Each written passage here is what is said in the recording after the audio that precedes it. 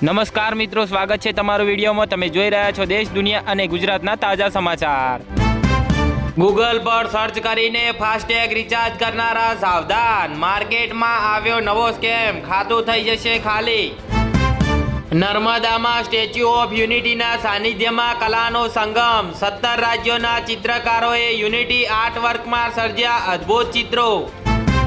અમદાવાદમાં વિદેશી નંબરોનો ઉપયોગ કરી ઓનલાઈન ચાલતા ક્રિકેટ સટ્ટા રેકેટનો પર્દાફાશ થયો, 2ની ધરપકડ કરાઈ, 46 વોન્ટેડ નીકળ્યા।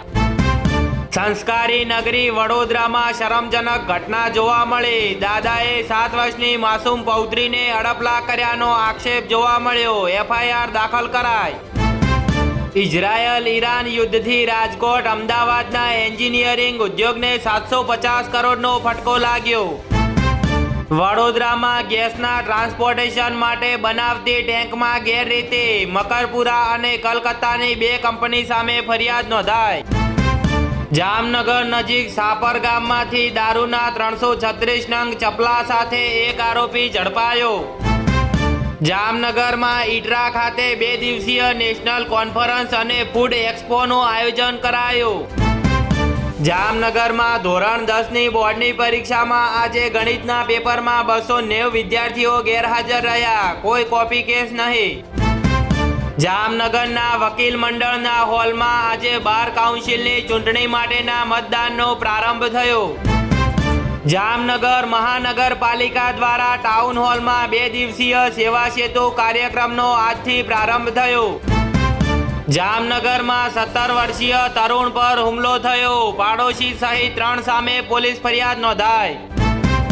જામનગરના રહેણાંક મકાનમાં થયેલી ચોરીનો ભેદ ઉકેલાયો, 55,413ની માલમત્તા સાથે એક તસ્કરની અટકાયત કરાઈ।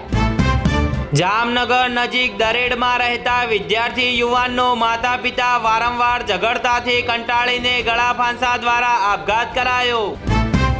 જામનગરમાં હિટ એન્ડ રનના બનાવમાં 2 બહેનોને કાર ચાલકે હડફેટમાં ગંભીર ઇજાગ્રસ્ત કર્યા, એકનું મોત થયું, એક ગંભીર થઈ। જામનગરના મેઘપર ગામની ઓરડીમાંથી અજાણ્યા યુવાનનો મૃતદેહ સાંપડ્યો। સુરેન્દ્રનગરના વિરમગામમાં પ્રદૂષણ ફેલાવતી રોકેટ ઇન્ડિયાને 15 દિવસમાં બંધ કરવા આદેશ કરાયો।